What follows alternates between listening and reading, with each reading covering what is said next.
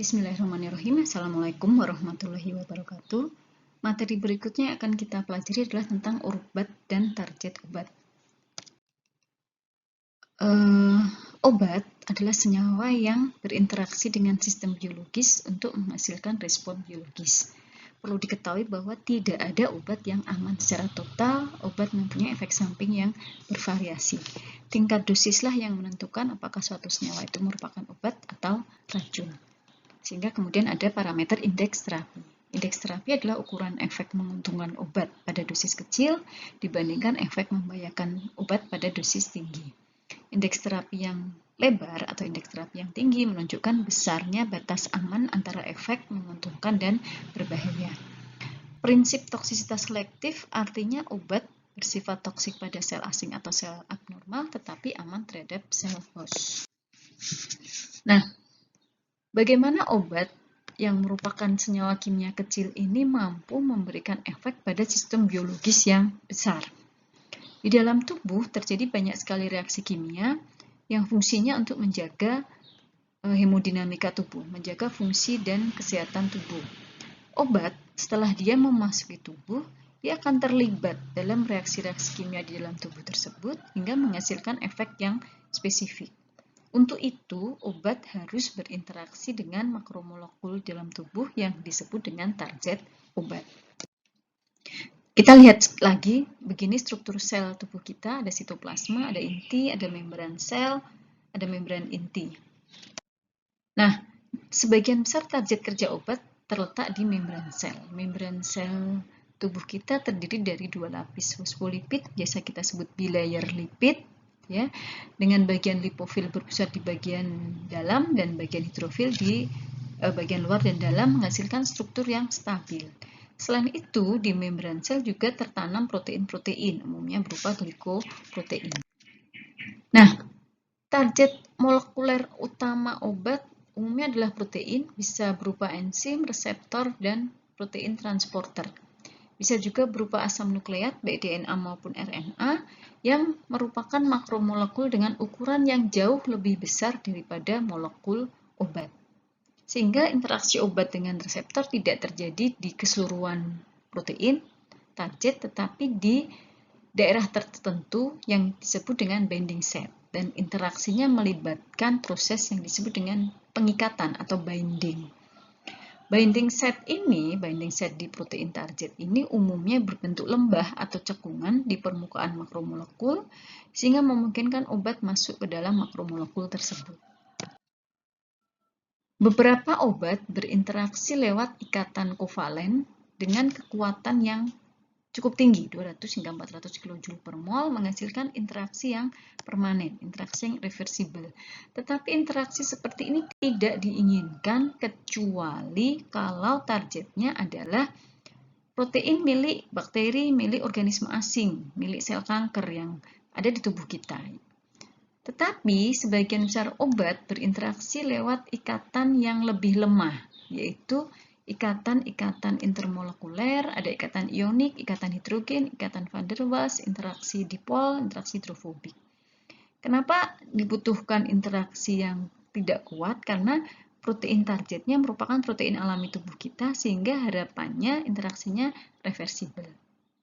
Tetapi walaupun masing-masing ikatan ini lemah dan reversibel, tetapi dengan kombinasi banyak interaksi, banyak ikatan yang terjadi, maka interaksi cukup kuat untuk memungkinkan obat memberikan efek, tetapi masing-masing cukup lemah sehingga bisa terlepas kembali setelah obat selesai bekerja. Nah, ini model dari interaksi obat dengan reseptor, ini binding site. Jadi ada daerah tertentu di protein yang menjadi tempat berikatannya dengan obat, kemudian ada gugus-gugus fungsi tertentu di obat yang akan berinteraksi dengan target. Tidak semua gugus berinteraksi, ini yang kemudian kita sebut dengan gugus farmakofor. Kita bisa lihat bahwa antara bentuk binding site dengan bentuk obat tidak murni fit. Jadi ada sedikit berbeda, kemudian reseptor akan melakukan induced fit, penyesuaian bentuk, sehingga dia bisa klop, bentuknya bisa komplement dengan bentuk obat. Apa saja ikatan-ikatan yang bisa terjadi antara gugus fungsi di obat dengan gugus fungsi di asam amino dari proteinnya? protein target adalah yang pertama ikatan ionik. Ikatan ionik ini ikatan yang paling kuat antara interaksi yang lain terjadi antara gugus dengan muatan yang berlawanan, antara anion dengan kation. Kekuatan interaksinya berbanding terbalik dengan jarak. Jadi semakin jauh jaraknya, ikatannya semakin lemah. Umumnya terjadi antara obat, misalnya gugus karboksilat dari obat berinteraksi dengan gugus amin dari target. Gugus amin dari obat berinteraksi dengan gugus karboksilat dari target. Yang kedua adalah ikatan hidrogen. Ikatan hidrogen ini bervariasi kekuatannya. Ikatan hidrogen terjadi antara hidroatom, atom selain C yang kaya elektron. Kaya elektron ini biasanya punya pasangan elektron bebas, bisa O atau N atau S ya, dengan atom hidrogen yang miskin elektron. Atom hidrogen yang terikat secara kovalen pada atom yang elektronegatif, O atau N. Sehingga nanti ada gugus donor ikatan hidrogen, dia punya atom H, dan gugus donor gugus akseptor ikatan hidrogen, bisa berupa heteroatom. Beberapa gugus fungsi dapat berperan sebagai donor maupun akseptor ikatan hidrogen, misalnya OH dan NH. Dia bisa berperan sebagai donor dengan melepaskan H, tapi atom N atau atom O-nya bisa menangkap ikatan hidrogen. Ini contoh ikatan hidrogen, jadi di targetnya adalah ada akseptor, ada atom heteroatom, di obatnya ada donor, ada atom H. Di sini terjadi ikatan hidrogen, demikian juga sebaliknya. Kekuatan ikatan hidrogen berbeda-beda, misalnya gugus karboksilat merupakan akseptor ikatan hidrogen yang kuat, ini gugus-gugus ini moderat, dan lemah ikatan terjadi lemah pada gugus-gugus berikut ini. Demikian juga pada donor. Ada donor kuat, ada donor lemah. Berikutnya adalah interaksi van der Waals. Ini interaksi yang sangat lemah, tetapi hampir selalu terjadi pada interaksi obat dengan reseptor, merupakan interaksi antara daerah hidrofobik antar molekul yang berbeda, bisa berupa rantai alifatik atau kerangka karbon. Dan syaratnya jarak antara dua molekulnya harus dekat. Muatan dipol di satu molekul dapat menginduksi muatan dipol di tetangganya, menghasilkan interaksi yang lemah antara dua molekul. Ini contoh interaksi van der Waals, jadi selalu ada daerah hidrofobik di target maupun di obat. Kemudian ini ada induksi oleh muatan dipol yang bisa memperkuat interaksi van der Waals. Tapi kalau tidak ada induksi dipol pun, interaksi van der Waals masih bisa terjadi, tetapi memang lebih lemah. Kemudian interaksi dipol-dipol maupun dipol ion. Jadi banyak molekul punya momen dipol yang permanen disebabkan perbedaan elektronegativitas atom dan gugus fungsi. Demikian juga di binding site protein ada gugus-gugus dengan momen dipol permanen, sehingga memungkinkan ada interaksi antara dua gugus dengan momen dipol yang berlawanan. Jadi interaksi bisa terjadi antara dipol negatif, dipol positif, atau bisa juga terjadi antara ion dengan dipol. Ion negatif dengan dipol positif. Dan ion dipol ini interaksinya lebih kuat daripada interaksi dipol-dipol. Cincin aromatik bisa berperan sebagai gugus dengan momen dipol terinduksi. Jadi dia kaya elektron. Sehingga dia bisa berinteraksi dipol ion dengan gugus amonium kuarterner sebagai sumber muatan positif. Ini contoh interaksi dipol-dipol dan dipol ion. Biasanya dilambangkan dengan delta plus atau delta min, kalau panah dengan ujung panah dan pangkalnya seperti ini. Ini juga contoh, jadi binding site-nya punya ion karboksilat, kemudian obatnya punya gugus dengan momen dipol positif, sehingga terjadi ikatan dipol ion.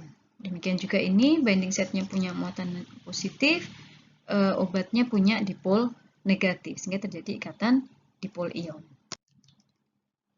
Demikian juga ini tadi cincin aromatik bisa berperan sebagai dipol negatif membentuk interaksi dengan kation.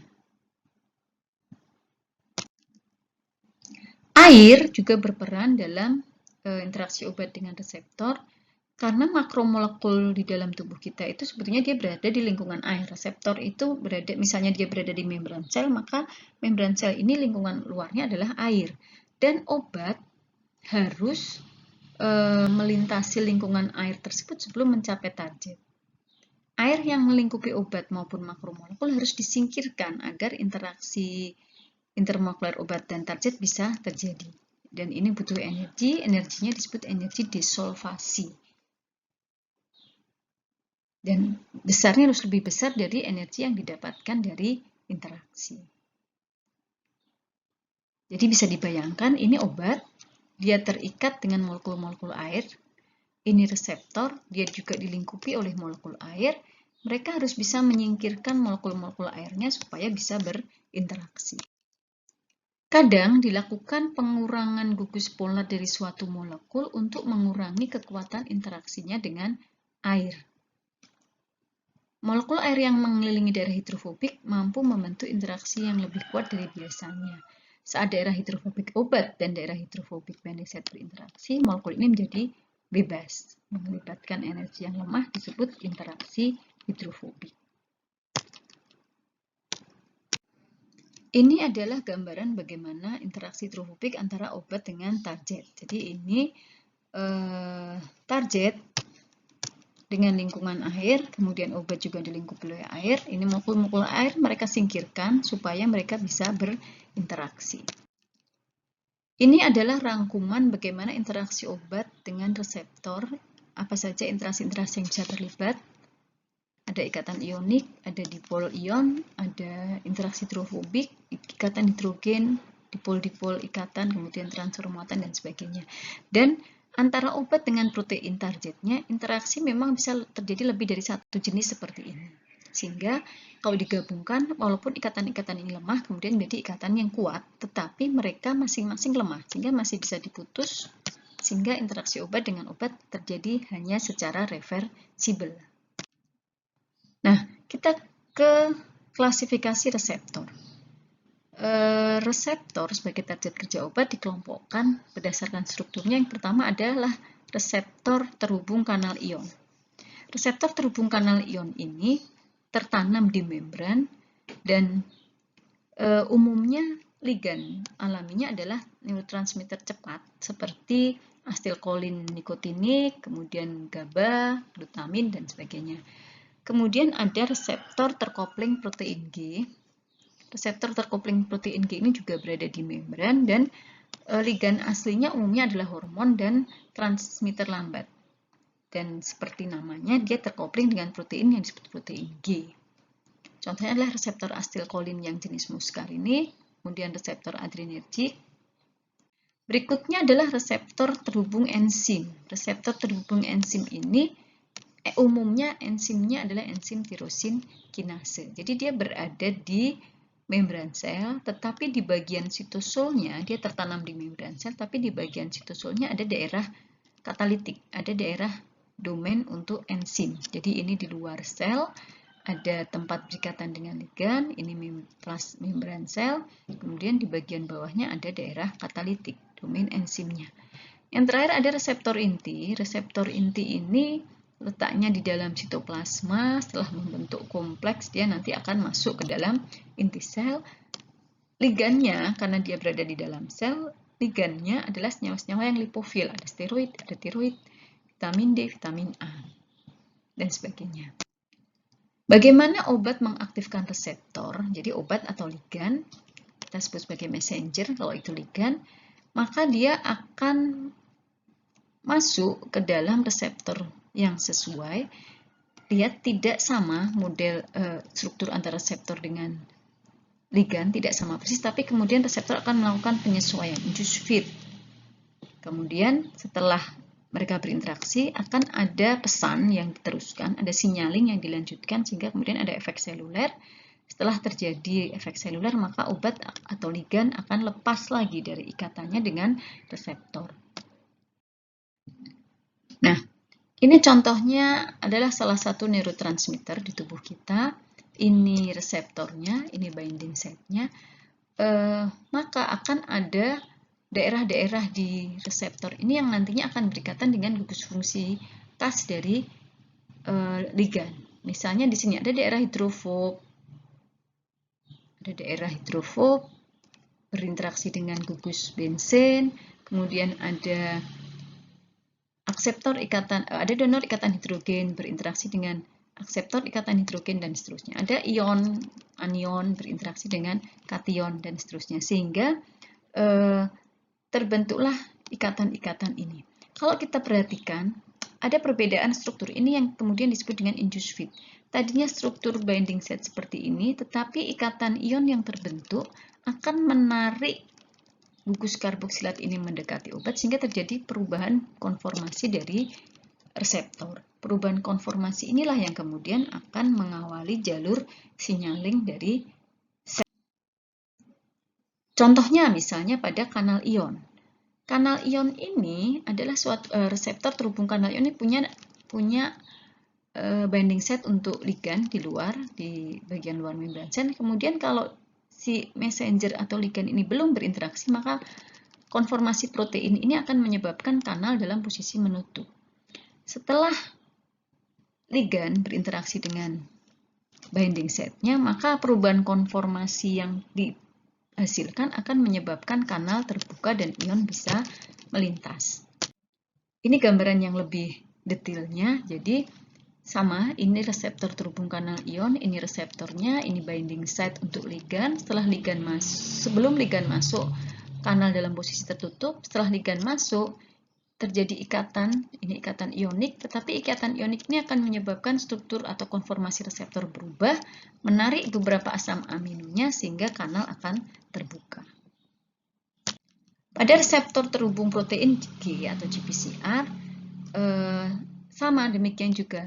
Saat ligan belum berinteraksi dengan reseptor, protein G posisinya belum aktif.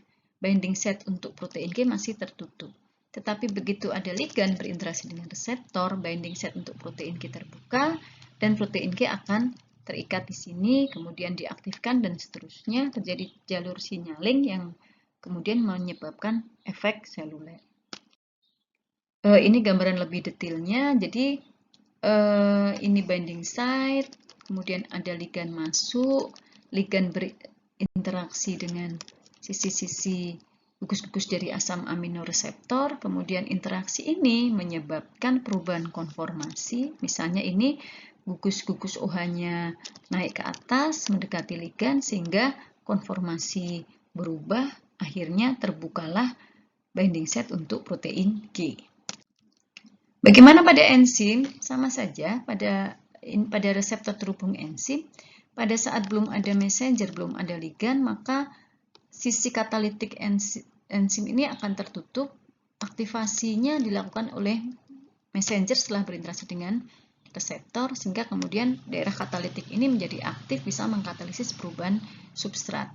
Demikian materi singkat untuk obat dan target obat. Kita lanjutkan dengan diskusi. Silahkan kalau ada pertanyaan atau ada yang mau disampaikan. Terima kasih. Wassalamualaikum warahmatullahi wabarakatuh.